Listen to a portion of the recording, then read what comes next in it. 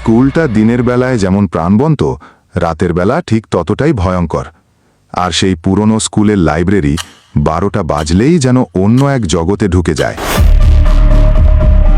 আপনারা শুনছেন SS studio presents রাত 12টার লাইব্রেরি উইথ সিয়াম সরকার।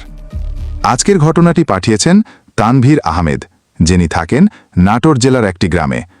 ঘটনাটা প্রায় 1.5 বছর আগের। তানভীর স্যার নাটোরের এক শতবর্ষী পুরনো মাধ্যমিক স্কুলে শিক্ষকতা করতেন। স্কুলটা ব্রিটিশ আমলের। দিনের বেলায় ছাত্রছাত্রীদের কোলাহল, হাসি খুশি, মাঠে খেলা, কিন্তু সন্ধ্যার পরপরই যেন গোটা পরিবেশ বদলে যায়। শিক্ষক কেউই অকারণে রাতে স্কুলে থাকতে চান না। স্কুলের সবচেয়ে ভয়ঙ্কর জায়গা বলা হয় পুরনো লাইব্রেরি ঘরটাকে। দরজাটা বহু বছর ধরে বন্ধ। শোনা যায় সেখানে রাতে প্রায়ই আলো জ্বলে ওঠে, অথচ ওই ঘরে বহু বছর ধরে বিদ্যুতের সংযোগই নেই। আর যারা কৌতূহলবশত কাছে গেছে তারা প্রায়ই অসুস্থ হয়ে পড়েছে। সেদিন স্কুলের গুরুত্বপূর্ণ কিছু কাগজ খুঁজতে হবে তানভীর স্যারকে। কাগজগুলো রাখা আছে সেই লাইব্রেরিতেই। অন্য শিক্ষকরা তাকে সতর্ক করে বললেন, রাতে যেও না স্যার, দিনের বেলা গিয়ে নিয়ে এসো। কিন্তু তিনি তখন ব্যস্ত ছিলেন। সন্ধ্যার পর স্কুল ফাঁকা হলে তিনি ভাবলেন এখনই গিয়ে নিয়ে আসেন। রাত তখন 11:30। চাবি হাতে লাইব্রেরির সামনে দাঁড়িয়ে তিনি। দরজাটা ভারী কাঠের, মরিচা ধরা তালা। চাবি ঢুকিয়ে ঘোরাতেই কর্কশ শব্দে খুলে গেল। ভেতরে ঢুকতেই গায়ে কাঁটা দিয়ে উঠল। নাকে এলো পুরনো বইয়ের স্যাঁতসেঁতে গন্ধ। টেবিল, চেয়ার ধুলোর আওরে ঢাকা।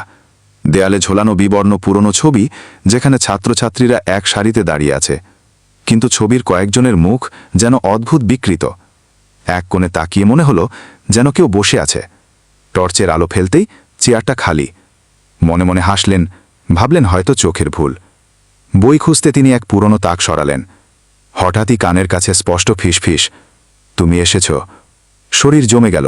তারপর দরজাটা প্রচণ্ড শব্দে বন্ধ হয়ে গেল।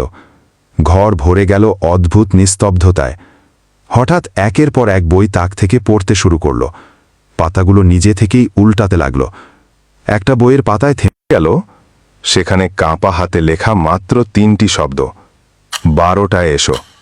ঘড়িতে তখন রাত 11:59। হঠাৎ ঘরের বাতাস বরফের মতো ঠান্ডা হয়ে গেল। চোখের সামনে সাদা ধোঁয়া জমতে লাগল। ধোঁয়ার মধ্যে ধীরে ধীরে এক অবয়ব স্পষ্ট হতে লাগল। একটা মেয়ে স্কুলের পুরনো ইউনিফর্ম পরে আছে। তার চোখ নেই, কিন্তু ছোটে অদ্ভুত বিকৃত হাসি। স্যার চিৎকার করতে গিয়েও পারছেন না, গলা যেন আটকে গেছে। ঠিক তখনই পুরনো কাঠের আলমারি নিজে থেকেই খুলে গেল, আর ভিতর থেকে বেরিয়ে এলো আরও কয়েকটি ছায়ামূর্তি। তাদের মুখ অস্পষ্ট, হাত লম্বা, আর চোখের জায়গায় কালো গহ্বর। তারা ধীরে ধীরে স্যারকে ঘিরে ফেলল। অবস্থার ভয়াবহতা বুঝে তিনি মরিয়া হয়ে দরজার দিকে দৌড়ালেন। দরজা যেন 1000 টন ওজনের। ঠেলতে ঠেলতে হাত কেটে গেল। শেষ শক্তি দিয়ে ধাক্কা দিতেই দরজা হঠাৎ খুলে গেল, আর তিনি হোঁচট খেয়ে বাইরে পড়ে গেলেন। পেছনে তাকাতেই দেখলেন দরজার ফাঁক দিয়ে কালো ধোঁয়া বেরিয়ে এসে অন্ধকারে মিলিয়ে যাচ্ছে। তারপর দরজা নিজে থেকেই বন্ধ হয়ে গেল। পরের দিন সকালে অন্য শিক্ষকরা স্যারের শরীর জুড়ে নখের দাগ, রক্তাক্ত হাত আর আতঙ্কিত মুখ দেখে কিছুই বলতে পারলেন না।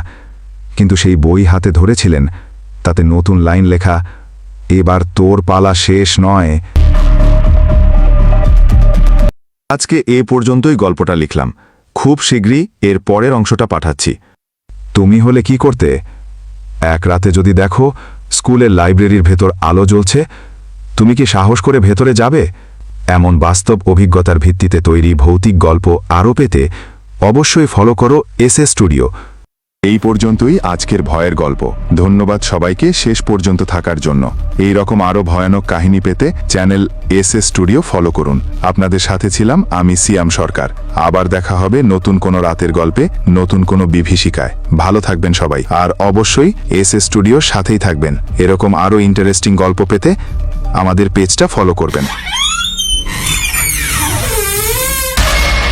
ভয়ের আরেক নাম এসএস স্টুডিও উইথ সিয়াম সরকার। যেখানে শেষ হয় সাহস, সেখান থেকেই শুরু আমাদের গল্প। আর ভুলেও একা দেখো না, কারণ আতঙ্ক এখন তোমার দরজায়।